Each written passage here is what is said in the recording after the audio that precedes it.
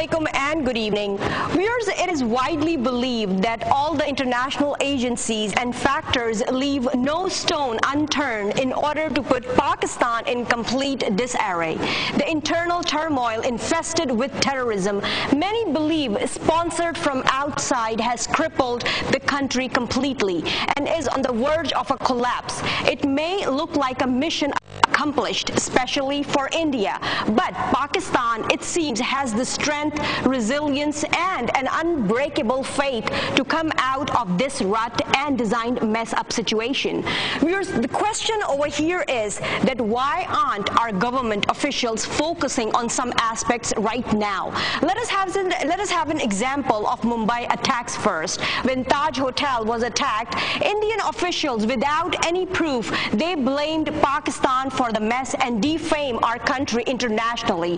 What comes out of it, as reported by Times of India, July 14, 2013, is the former Indian Home Ministry officer and investigator Satish Verma disclosed that incumbent government orchestrated and pre-planned this terror attack on its own parliament and carnage in Mumbai in 2008 as well, creating terror, chaos, and killing hundreds of innocent people in cold blood. Secondly, what do you think after the statement of Indian Army Chief General retired V.K. Singh, our friendly neighbor, is trying to do with us? Indian Army paid ministers for destabilizing the government in Kashmir. Then the LOC issue, and now the attack on Maqbooza Kashmir. Without any solid proof, our friendly neighbor has once again blamed Pakistan for this attack.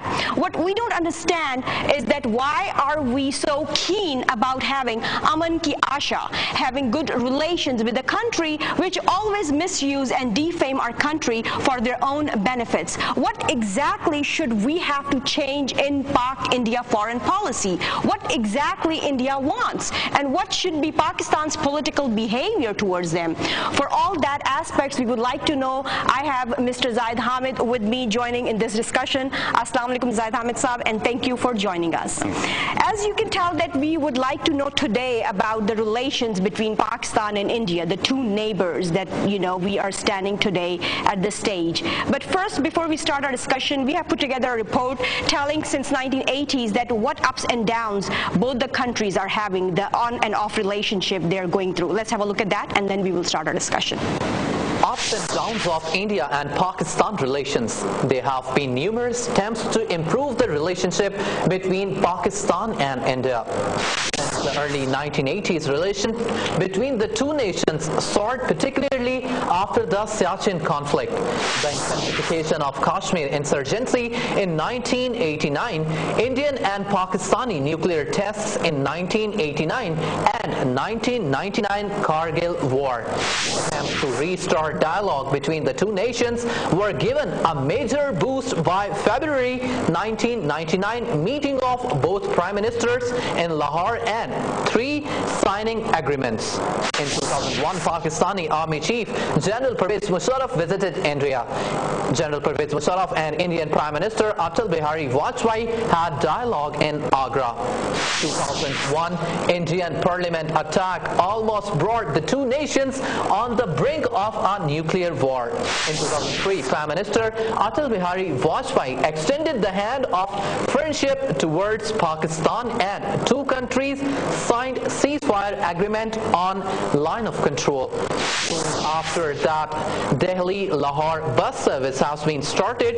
That was a successful effort in de-escalating tension. In 2004, the comprehensive peace talks began between Pakistan and India. In 2007, Sanjota Express bombing was also a crucial point in relations. Approximately 1.5 years after, the Indian authorities revealed that explosive material was provided by Colonel of an Indian Army.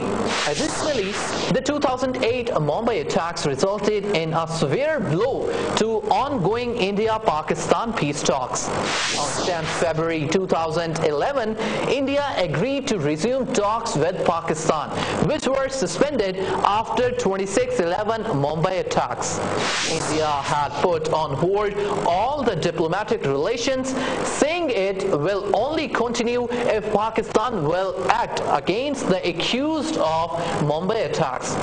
On 13 April 2012, following a thaw in relations whereby India gained MFN status, the most favored nation status in the country, India announced the removal of restrictions on FDI investment from Pakistan to India.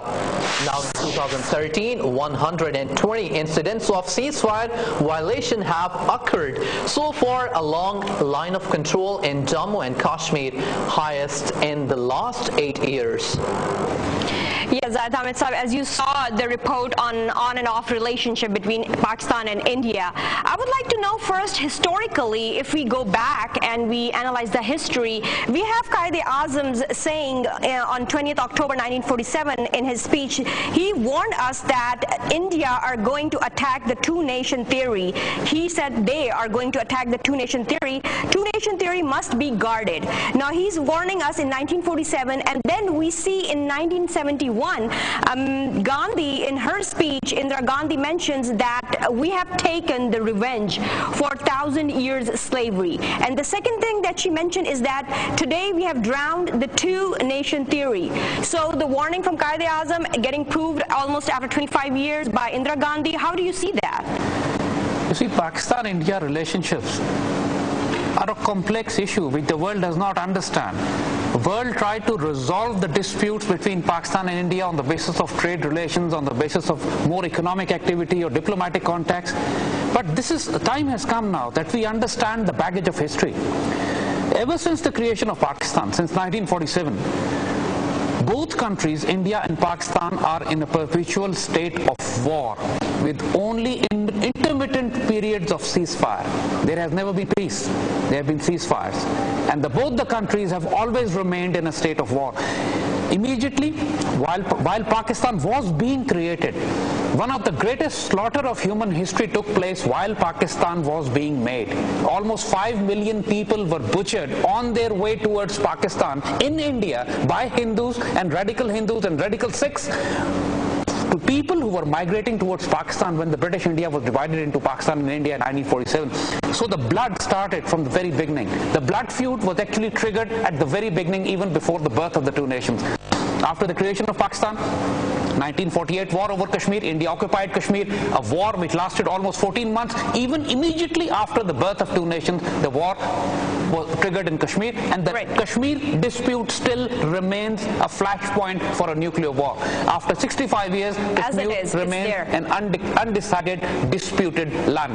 So we have been through so many wars between the two countries, and we see an ill intention from India. So how do you see that we will be progressing towards any positivity then? You see, coming back to your point first, I would like to explain that in historical context. In 1971, we fought a war with India. After 1948, another high-intensity conflict was fought in 1965, again over Kashmir. In 1971, India was able to dismember Pakistan's eastern wing. East Pakistan was dismembered, and now, which is Bangladesh, was created. After the creation of Bangladesh, Indira Gandhi celebrated a victory speech in the Indian Parliament, and there, the speech that you quoted, she mentioned 2 points. She said, today we have taken the revenge of 1,000 years of Muslim rule and slavery. And second, she said that we have drowned the two-nation theory in the Bay of Bengal. Now, these are the most profound statements coming from an Indian leader, mainstream Indian leader, Indira Gandhi, whose party rules India today. Unless you understand the context of these two statements, you will never understand why Pakistan and India remain at war perpetually. Fact of the matter is that India carries a burden of shame and humiliation upon its conscience. Every Hindu living in India, every political leader carries a burden of shame and humiliation for the simple fact that Muslims ruled over India for 1,000 years. A handful of Muslims came from Central Asia, Afghanistan, Iran, Turkey, Arab lands, and they ruled India, dynasty after dynasty after dynasty, 1,000 years of Muslim rule, and Indians are at a loss to explain this. So they want Pakistan to pay back another 1,000 years? So, let me finish. Indians are at a loss to explain this. How did this happen that handful of Muslims ruled over India for 1,000 years? And the sense of revenge is burning rage within, always, perpetually. No Hindu ever forgets this. Even outside world doesn't know this, but the venom came out when Indira Gandhi made that speech in the parliament after she defeated Pakistan in East Pakistan and created Bangladesh, dismembered Pakistan. The happiness of achieving a victory against in her Muslims speech in 1971 came out, and she said, today we have taken the revenge of 1,000-year slavery. So this baggage of slavery never leaves Indian psyche, Indian mindset. And the fact of the matter is, it's not just the baggage of 1,000 years behind, it's also the fear the same thing can happen again in future. They suffer from a perpetual inferiority complex. They live in a perpetual fear of a Muslim invasion from the West. Always, you pick up the history for the last 1,500 years, 1,400 years, ever since the Islam has come into this region, ever since Islam came into this world, Muslims have been attacking India from the West, from Afghanistan, from Central Asia, from Iran, from Turkey, from Arab lands, as we said. So this perpetual fear, the mountains in Afghanistan are called Hindu Kush, which literally means the Hindu killers, because every time Hindus went in that region to protect India, they were slaughtered and butchered by the invading Muslim forces from the West. So creation of Pakistan, again, see, after 1,000 years, Hindus could not dislodge Muslims. Muslims were dislodged by the British. So this is an important point to understand. Right. And when the British were leaving, British ruled India for about 90 years, and the British were leaving, for the first time in almost 1,500 years, Hindus thought they could have a unified, united India at their disposal. They will rule again. But the brilliant Muslim leadership of the time, with the vision given by Dr. Allama Iqbal and the political leader of Quaid-e-Azam Muhammad Ali Jinnah, they created an impossible political miracle, if you call it. Created Pakistan. India was divided, the continent was divided into two sovereign countries, India and Pakistan. And the creation of Pakistan was done on the basis of a theory called the two-nation theory, which says Hindus and Muslims are two nations who cannot live together and must have their separate homeland once the British leave. They're two different identities. They are two different identities, two different people, two different nations, which are antagonistic to each other and cannot coexist. This is two-nation theory. And on the basis of that, Pakistan was created on the western side, on the northwestern side of the United Indian subcontinent. And that is the region, the area where Pakistan is situated today, is the area from where all the invaders have been coming and attacking India towards Delhi, towards the central India, the mainland. So when Indira Gandhi said, we have taken the revenge for 1,000 years of slavery and defeat, she was referring to the past 1,000 years of Muslim rule, which they have never forgotten, the humiliation and shame which they carry within themselves even today, and the two-nation theory, which she said we have drowned in the Bay of Bengal, because she thought after breaking Pakistan, the fact they will be able to break rest of the Pakistan as well and bring Pakistan back into the fold of the greater Mother India, as they call it. The concept of Akhand Bharat, the greater India, is very strongly embedded in the Hindu mythology, Hindu psychology, Hindu thought process, which sees creation of Bangladesh, Nepal, Pakistan as aberrations, as historical anomalies which must be corrected. So India, as an expansionist ideology, as a Hindu saffron terror-driven mythology, does not accept regional states. This is important to understand. What's this Indian saffron terrorism? We get to hear this a lot of times. So what is this Indian saffron terrorism? You can see the correlation here to make you understand. Hindu extremism or Hindu Zionism is called saffron terror. Just like the Palestine dispute, the term you hear often is the Jewish Zionist. The Jewish Zionist term is used for those radical Jews. There are so many good Jews in the world who are against the state of Israel. There are so many good Jews. In fact, there are more of them who are against the state of Israel, Jews. But there are Jews who believe in using military force, violence, brutal slaughter and murder, and violate every law of humanity and even the divine scriptures.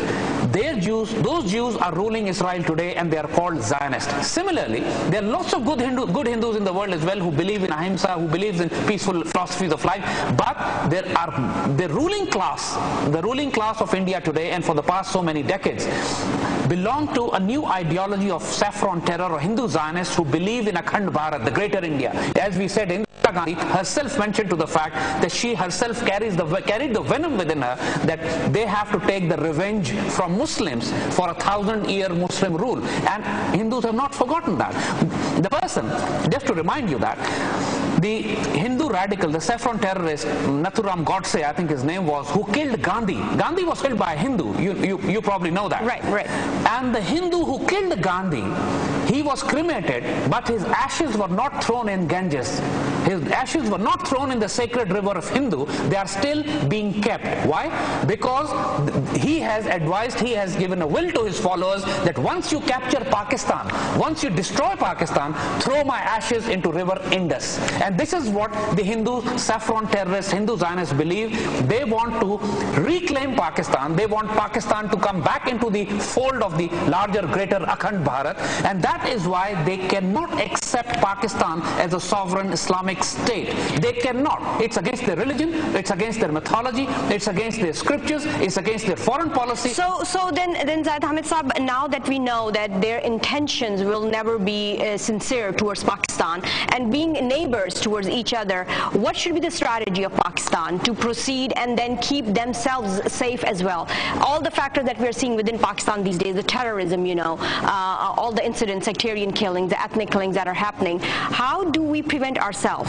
Do we have RAW and CIA behind all these factors? And then since we are seeing the statements from former Indian Army Chief, General Retired Wike, saying that there was an Indian Army involved in creating insurgency in Pakistan. So what should be our strategy now? You see, there is absolutely no doubt into the fact.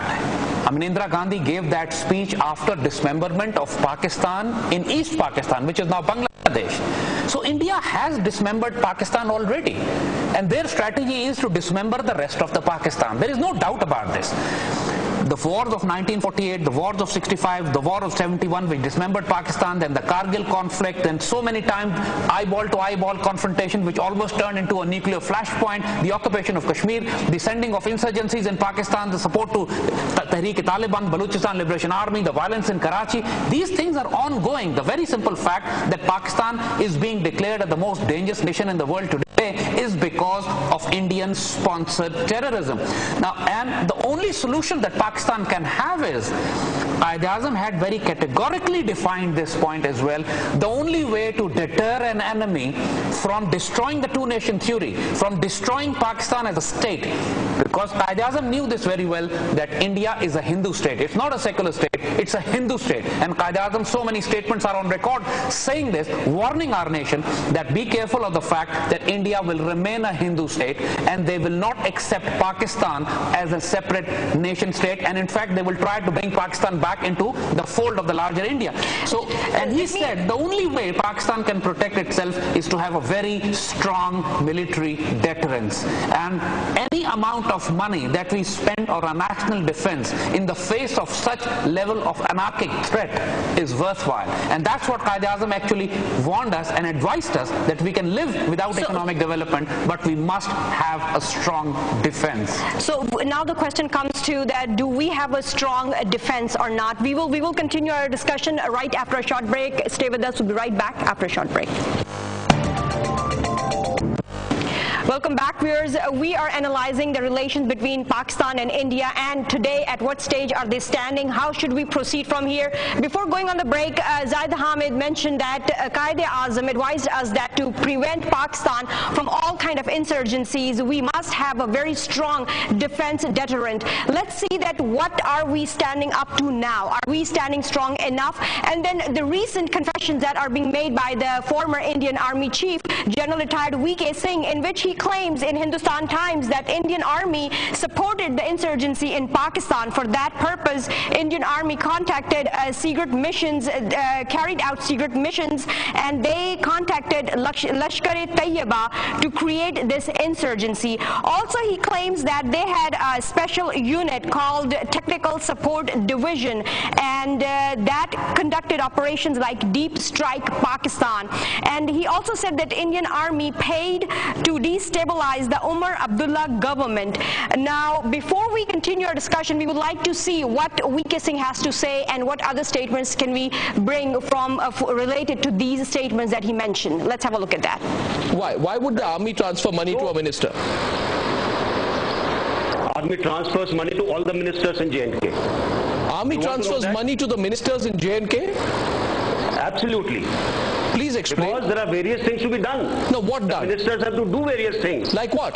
There are so many things to be done as part of the stabilizing factor in Jammu and Kashmir, as part of the activities to be organized. Does that not amount to interference in the affairs of a civilian government? I don't think so. Why? If a civilian government is unable to get the people together, and if you can assist them, mind my words, if you can assist them without making them feel that they have failed in their task, I think you are only helping a national. संस्थाओं की integrity के बारे में उसकी copy आपको दी गई है, आपने वो पढ़ी है। मेरा मानना है कि अगर इसके ऊपर कार्रवाई होती तो शायद आज जो हम दुर्दशा देख रहे हैं वो नहीं होती। और मेरा ये भी मानना है कि अभी भी समय है कि इसके ऊपर कार्रवाई की जाए, ताकि ऐसी चीजें दोबारा ना उभरें। एक और चीज जो मैं तथ्यों के आधार पर बड़े जोर के साथ समझाना चाहता हूं, जब मैंने कहा कि कुछ राजनीतिज्ञों को पैसे दिए गए, वो पैसे उनके व्यक्तिगत काम के लिए नहीं थे, वो पैसे उनकी जेब के लिए नहीं थे, वो पैसे उनके राजनीतिक कार्य के लिए नहीं थे, वो पैसे सिर्फ उनके नाम के आगे इसलिए लिखे गए कि शायद उनको बिना उनकी जानकारी के ऐसे फंक्शन में बुलाया गया जो शायद इस यूनिट ने बाकी संस्थाओं के साथ ऑर्गेनाइज किया होगा। Yes, Zaid Hamid, as you saw, VK Singh confessing that Indian Army was involved in destabilizing Pakistan, and then he mentioned that Army transfers money to destabilize government in Jammu Kashmir. So now, this is not the first time that their own officials have come out and claimed something that has been done previously. We do have Parliament attacks, we do have Mumbai attacks, we do have some Jota Express, and after all those attacks, their own officials came up and they claimed that these things were planned by the Indian officials. Why don't our governments make a stern stand and then give them a response in UN, or they take this strategy of Indian government creating all this and then claiming it later? You see, in the nuclear age, when Pakistan and India both are nuclear powers, a new doctrine of war has developed between the two nations. Pakistan has been more passive in the last 10 years, particularly ever since Pakistan has joined the American so-called war on terror. The government of Pervez Musharraf, the government of Zardari, now the government of Nawaz Sharif, they've all been taking very subservient and docile role to the Americans. And the American pressure has always been on Pakistan to have good terms with India. It was Musharraf who actually allowed... At any cost. At any cost. And it was actually Musharraf who allowed the Indians to have a fencing on the line of control. For the last 65 years, line of control was a disputed territory. Pakistan had never allowed Indians to form a fence line so that Kashmir could be permanently divided, because India always wanted the line of control to be turned into a permanent border, and Pakistan has always objected to it. But Musharraf actually allowed them to form a fence, and now Indians are claiming that that fence is now permanent border. So the Zardari government as well and Nawaz Sharif government as well are under strong American and IMF pressure to have good terms with the Americans. So Pakistan is actually not doing anything inside India, but Indians taking advantage of the fact that there's a strategic alliance between the Americans and the Indians. The American presence in Afghanistan has allowed the Indians to be in Afghanistan. and the fact that both nations are nuclear powers and they prefer to avoid a nuclear confrontation. In that scenario, the new doctrine that has been developed by the Indians are called the urban fourth generation war, which means support to insurgencies, support to militant groups, support to terrorist groups, support to the political parties, both inside Pakistan and in Kashmir as well, who would be then undermining or sabotaging all peace processes, who will be sabotaging the internal political process of Pakistan. All major political parties of Pakistan, quite a few of them who are in the government now, have strong Indian contacts. Awami National Party in Pakistan is known to be very close pro-Indian party. NQM is known to be strongly pro-Indian party. Nawaz Sharif government, which is ruling Pakistan now, has completely flattened itself in front of the Indians.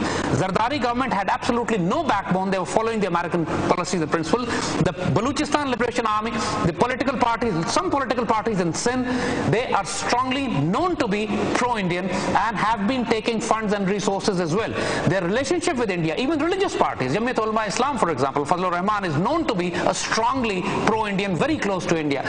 So this is the unfortunate part. It's not just that the Indian government or Indian army is supporting the political parties in occupied Kashmir. But then you mentioned all these political parties. You mentioned about all these political parties and their influences. What about our army?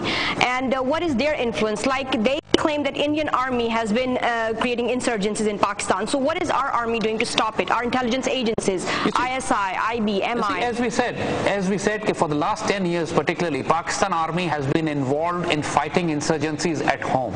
We have been bogged down in massive urban wars. Pakistan has given almost 100,000 dead and wounded in the last 5-7 years. And Pakistan army is taking so many casualties every day. There has been, even if there's a small blast in occupied Kashmir, Indian occupied Kashmir, they blame Pakistan. But they are, in the last 90 days, there are almost 200 terrorist acts and attacks in Pakistan. But Pakistan government does not blame India for it. And this is what Pakistan army is doing, fighting an urban insurgency at home. They do not have time actually. Right now they're overstretched, they're over-resourced, they're giving casualties, their resources are stretched, and Pakistan's have, for the first time in Pakistan's history, we had to move our troops from the Indian border to the Afghan border, because now from Afghanistan the insurgency is flowing into Pakistan. This is what Indians have done. They definitely have an upper hand. Pakistan will have to, if Pakistan army continues to go back into its shell, fight an urban war in a reactive manner, we will keep on taking losses. Pakistan will have to get aggressive into Afghanistan. Pakistan will have to get aggressive inside India, as Indians are doing it. Every country does this. Whenever you have a threat, you try to preempt this. You support insurgencies, you support rebel and separatist movements. India has done this. India supported insurgencies in East Pakistan. That's why they dismembered Pakistan. And India already has 140 separatist and terrorist groups. Pakistan army, Pakistan intelligence and secret services will have to get aggressive if they want to control the insurgency in Pakistan. So they're not aggressive enough right now? Not at all. They have to get more aggressive. What is happening is it showing their weakness then, what we are going through right now, one after the other attack? We'll not call it weakness, but what has happened in the last 6 years is that Pakistan army has taken a policy decision that they let the politicians decide. Ever since the democracy has come into this country, Pakistan army has taken a policy decision that they will not interfere into politics and would focus ourselves only on the military matters. As a result, this new 21st century war is being fought by the army only on the military axis, not on the diplomatic axis, not on political axis, not on media axis, not on judicial axis, because the judiciary is not delivering, not supporting the army in fight against terror. The parliament is not supporting the army, they're not making new laws. The government is not hanging the terrorists which army is capturing, and the judiciary is releasing them. So in that scenario, the crisis is many-folds for the army. On one hand, they are fighting the insurgents. On the other hand, they have no support from the government department, judiciary, parliament, and cabinet, and the government itself. So Zaid Hamid, tell me this, that when we hear, like V.K. Singh mentioned, that Indian Army had a special unit, technical support division, to conduct operations like Deep Strike Pakistan, then the question comes that where is our ISI, where is our intelligence agencies? Weren't they supposed to protect us from all these conspiracies that India is making against us? Like the church incident happens, Peshawar church massacre happens, we have the Bannu jail incident happens. So where's our ISI, our intelligence agencies? Let me clarify one thing. In 1970, again we'll go back to East Pakistan, because that's a fascinating test case for us to understand the Indian psyche. Pakistan had elections in 1970, and after the election there was some internal turmoil. In March Indira Gandhi called the Indian Army Chief General Manekshaw and said, I want to invade East Pakistan now. And General Manekshaw responded by saying that Indian military needs 10 months of training. I can attack by November, not in March. So give me some time. So Indian Prime Minister said, Indira Gandhi, same Indira Gandhi which made that victory speech, said, okay, I will take help from Indian intelligence services till that time. So they created, Indian Prime Minister ordered the Indian Secret Service to go into East Pakistan, create the Mukti Bani rebels, and for 9 months Pakistan Army fought the Mukti Bani rebels till the time Indian Army was ready to move in from all sides and they captured East Pakistan. This is what happens. Pakistan, all intelligence and secret services can do anything you tell them to do, but they have to be told by the political governments. For the last 10 years, Pakistan ISI and intelligence services have been stopped, choked, have been completely restrained from operating inside India. As I told you about the fencing on the line of Kashmir. Kashmir is a disputed territory. Even if Pakistan crosses the line of control, we are not violating any international law. It's a disputed territory. The resolution is in the UN. Both countries claim it. A line of control has been changing in the last 65 years so many times. So sending in militants into Kashmir, or if the Kashmiris migrate into Pakistan, or if Pakistan decides to wage a war on the line of control, as India did, India crossed into Siachen, captured a Pakistani glacier in Siachen, again that was across the line of control. India did it, and still India is holding lots of Pakistani lands in Pakistani glacier land. So the fact of the matter is, everything can be done. There are Sikh insurgencies in India, there is 140 separatist movements in India. The biggest threat to India is from the Naxalite Maoists, which control almost 40% of Indian Federation. So everything can be done. India can be broken down. India has never been a unified state in its history, except when Muslims were ruling or when the British ruled. Before that, India was always a collection of Rajas and Maharajas, like counts and dukes. So if we look at the threats that are to Pakistan in the form of BLA, TTP, and then if CIA and RAW are supporting these elements to create a massacre in Pakistan, then how come ISI and all these intelligence agencies play a stern role to prevent all these insurgencies? You see, that's exactly what I said. When you fight an urban war, you need new laws. You need to give more powers to the secret services, to the intelligence services, to the Pakistan Army, because what is happening in Pakistan today is that you are deploying Pakistan Army into operations, you're deploying the Pakistan military intelligence services into operations, but when the terrorists are caught, they're handed over to the civilian judicial system. And the civilian judicial system is so weak that it's not able to convict them. It actually releases them. Because the laws are so weak, and laws are weak because the parliament is not making stronger laws. And the government is so weak that even those who get convicted somehow are not given capital punishment because the government has put a moratorium, a restriction on sentencing the terrorists to death. So this is basically a farcical anarchy in the name of democracy. How do you see the new amendment in the anti-terrorism legislation that has been done by the cabinet recently? We will have a whole show on the judicial system as well. But I just want to know a quick analysis when it comes to the anti-terrorism legislation. It's a judicial comedy. Just one word. Why? Because no amount of legislation is going to deter the terrorist if you put a ban on death sentence. What is happening is that army captures the terrorists and they are released, and the terrorists know that they'll never be sentenced to death because the government has put a restriction on death sentence. So this is judicial comedy. No matter what amount of terrorists should be terrorized. Terrorists should be punished. They should be hanged, eliminated, even through firing squads or judicial hangings, doesn't matter. But a terrorist who has killed hundreds of people in Pakistan, an insurgent, a rebel, a suicide bomber, deserves no mercy. He has no human rights. So then when we come to a point where we want to find out a solution that how can Pakistan be eliminated from all these problems, what do you suggest? How to fight back to BLA, how to fight back to TTP, how to fight back all these elements? Fighting the insurgency is absolutely no problem in Pakistan. I have just told you that if the state wants, insurgents stand no chance. But in Pakistan, we see a conflict between the state organs. And this is actually helping the enemies to exploit this power vacuum, to exploit this coordination between the state organs. The judiciary is not helping, the parliament is not helping, the government is not helping, the cabinet is not helping, the media is not helping. In fact, they're all hostile to the army. An army is being forced to fight a 21st century urban war using 1860 British laws. And so why, then the question comes that why is our leadership being blindfolded through all this? What will wake them up? what could be done to make them aware of the dangers waiting for us? The war has reached into our homes. Even the senior general level officers are being killed. So many politicians have also been killed. And perhaps the way the state is withdrawing, the way the state is giving space to the terrorists, I will not be surprised if some very senior politician of Pakistan may also be eliminated someday by these terrorists. Every day you find attacks on, even the Pakistan Army's general headquarters was attacked, Pakistan Army Air Force air bases were attacked, Pakistani politicians are being attacked, schools, embassies, diplomatic enclaves. Nothing is sacred anymore.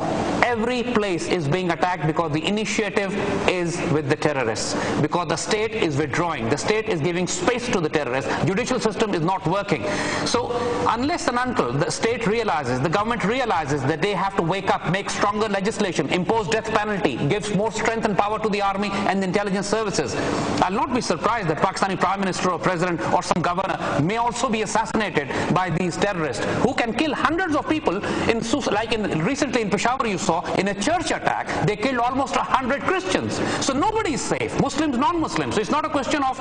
And Tehreek-e-Taliban Pakistan is not claiming the responsibility. It doesn't matter whether they claim or not. They are compulsive. Now there's a Jandullah group that is, claiming the responsibility. It doesn't matter. They are Tehreek-e-Taliban are compulsive liar terrorist groups. The fact of the matter is, no group in Pakistan has suicide bombers except TTP. Whether they claim it or they don't claim it, the fact of the matter is, somebody went in to blow themselves up. But why would not they claim it? If they would have done it, then they have claimed all the previous massacres or incidents that they did. Like for example, the fact is the international condemnation was too strong, and they are very smart people. When they do something, for example, also when the blast in Peshawar's Meena Bazaar took place, in which over 300 people were killed in Peshawar, the public backlash, the national backlash was so intense, especially when the attack on Malala took place. The national backlash was so intense that Taliban actually went on the back foot and denied it and even offered an apology later. So do you think that this Peshawar church massacre was kind of giving a message or some kind of pressure to Prime Minister Nawaz Sharif before he does his speech? Basically, what is happening we will continue our discussion after a short break. Stay with us. We'll be right back after a short break.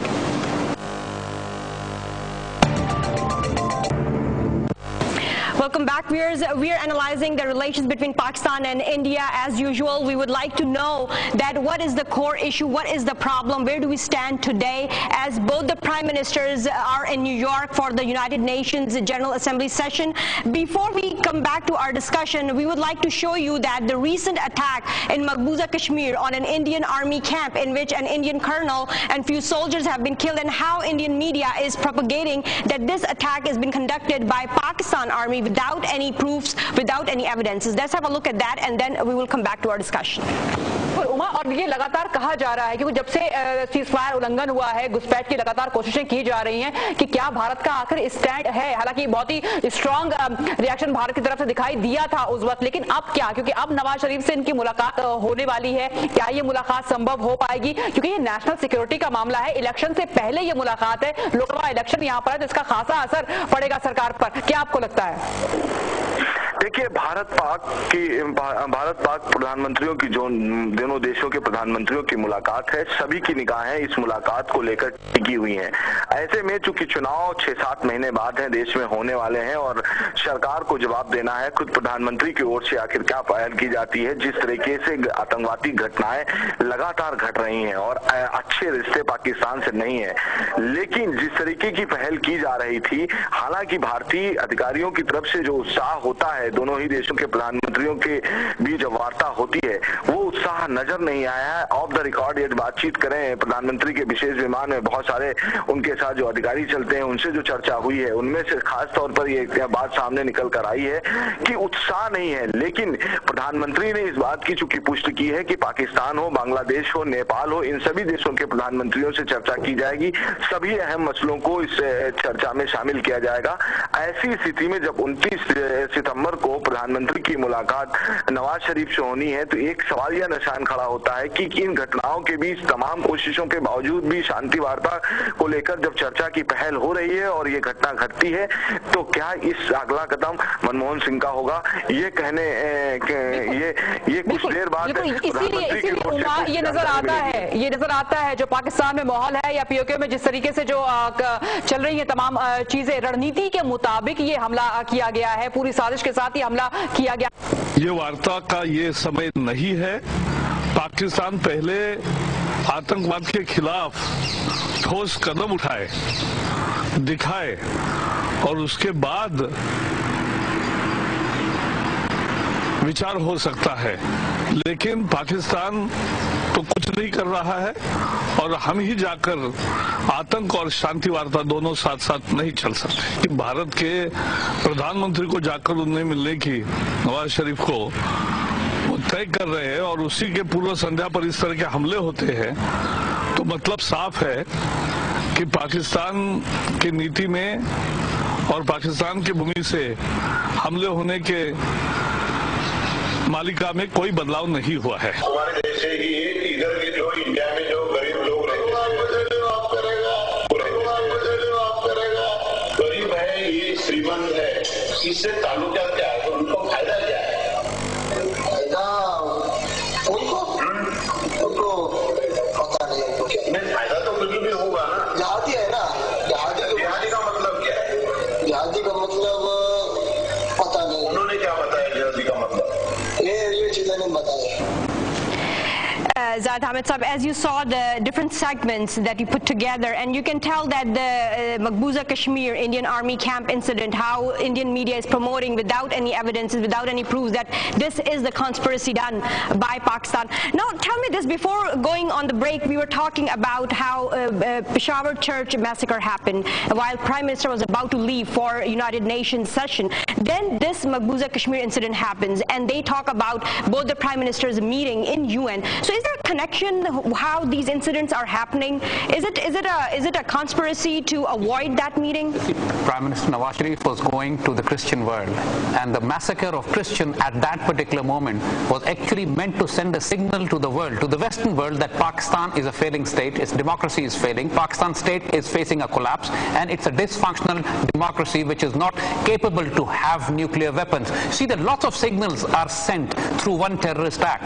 The very simple fact that the Indians are now blaming Pakistan for the occupied Kashmir attack on an Indian army base. Let me remind you something.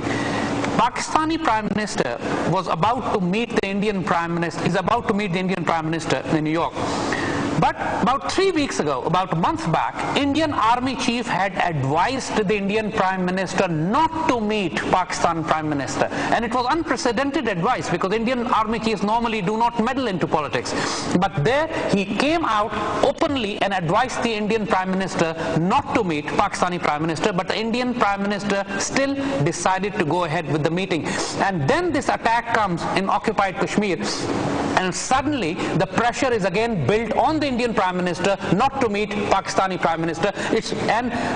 Then also the case of Ajmal Kasab, the Mumbai attack, right, suspect or convict that you showed, the affidavit given by the Indian Home Secretary has completely proven the language, tone, the words that he was using, the phrases that he was using were all Hindu phrases. No Muslim could be using this language, this phrase, this tone.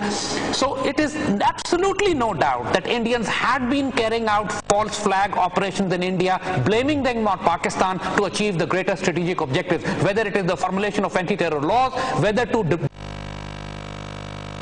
mobilize their army to attack Pakistan to achieve certain greater objectives. This particular attack in Indian occupied Kashmir is also a false flag, just like the Mumbai attack, just like the Parliament attack, just like so many other attacks where Indian investigative reports have also proven that they were false flag operations. So then Zaid Hamid Sahib, how come so many attacks, they were planned and then they did end up proving that Indians planned it themselves, and now all these series of attacks happening again? How long will it take the international world to realize that all this is Indian conspiracy? Why isn't, again, my same question, Pakistan having a stern stand in UN and claiming that India has to stop doing this? You see, in the modern diplomacy, in the international community today, actually there is no justice, there is no law. It's in fact not even the law of the jungle there. Americans got away with mass murder of Iraqis on a false pretext of weapons of mass destruction. Israelis get away with mass murder every day of Palestinians whose land they have occupied for the last 65 years. So basically there is no law in the international community now. Under what law Americans destroying the Middle East, reshaping the Middle East? They have almost killed 3 to 4 million Muslims already in the last 10 years, and still the world is blaming Muslims for being terrorists. So there is no law going on. What the Indians are doing is they are riding the Western wave of their war against Muslims. And if, to put it simply, Indians want to fight Pakistan to the last American. They are trying to ride the American sentiments and emotions to fight Pakistan. And as long as this global environment remains, nobody would listen to a Pakistani voice. But still, the Pakistani government itself is weak. Pakistani government is not taking up those cases in the United Nations or in the international community. We have proof, we have evidence available with us, but that evidence is not being presented to the international media or to the international community. At least the Pakistani... That's a bigger question, why? Why? And then, we see Prime Minister Nawaz Sharif claiming that, he would like to have the same environment as it was in 1999 when there was a peaceful situation between Atal Bihari Vajpayee. This is the problem of memory. Indira Gandhi and Indian leadership have not forgotten the baggage of 1,000 years. They still carry the baggage, and they fear the future, that this baggage could actually be transported forward, and India could face a threat from Muslim West, from Central Asia, from Afghanistan, from Pakistan. The threat could also come in future. They have not even forgotten the 1,000-year baggage, and these Pakistani leadership don't even have a memory of 5 years to know that what India has been doing into Pakistan. This is the unfortunate reality. Handling the challenges, threats, violence, terrorism in Pakistan is not an issue. Finding a government in Pakistan is. Right now we don't have a government. That's the crisis. You're saying that we don't have a government in Pakistan, and then if we look at the government making in India, that BJP, the biggest opposition over there, have nominated Narendra Modi as a candidate for the Prime Minister. So how do you see the government making over there that's going on before their general elections? See, Narendra Modi is a man who's known globally as a genocidal beast. He is the man who burnt humans alive in Gujarat massacre. At least 5,000 Muslims were burnt alive by Narendra Modi. Lots of countries do not give him visa for the crimes that he has committed against humanity. And this is exactly what we've been trying to tell you. The saffron terror has penetrated Indian politics. The saffron terror has penetrated Indian mainstream armed forces. And the saffron terror of India has now the nuclear button in their hands. The world is a most dangerous state, not because of the bombs in the hands of Muslims or in the hands of Pakistan, but because the bomb is now in the hands of the saffron terrorists, the Hindu Zionists who are ruling India now. That's the threat world should be very careful about, because if Pakistan and India go to war, and if we go to war, it will be instigated by the Indians. Pakistan is 5 times smaller state than India. We gain nothing by starting the war. They'll start the war. Pakistan will only respond. And now the fanatics, the terrorists, the extremists are coming into mainstream Indian politics. Indira Gandhi dismembered Pakistan, and Narendra Modi want to finish what was left over by Indira Gandhi. That is, finish off the rest of the Pakistan. He'll never achieve it, but what he'll achieve is... Yeah, that's what I want to know. Do you think BJP will make the magic number 272 over there in the elections? You see, Narendra Modi always survives on anti-Muslim vote. He votes for the larger Hindu community. Muslims are not an important vote for them.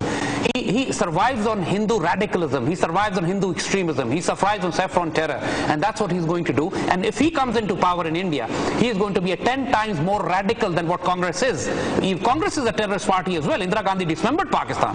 She is the one who started terrorism, orchestrating insurgencies and rebellions inside Pakistan, and asked General Manekshaw to attack and dismember East Pakistan. Narendra Modi would do 10 times more. The only way Pakistan can respond is to be so strong that they don't dare to do that. And the insurgencies that they're doing inside Pakistan, we have now moral, legal, international military right to do the same with Indians. We are not doing it yet, but we must do it. Zaid Hamid, one more topic I want to touch base. We have just 2 minutes left. I'm looking at this these lines here that says that water wars between the two countries, India and Pakistan. India has planned 155 hydel projects on Pakistan's rivers.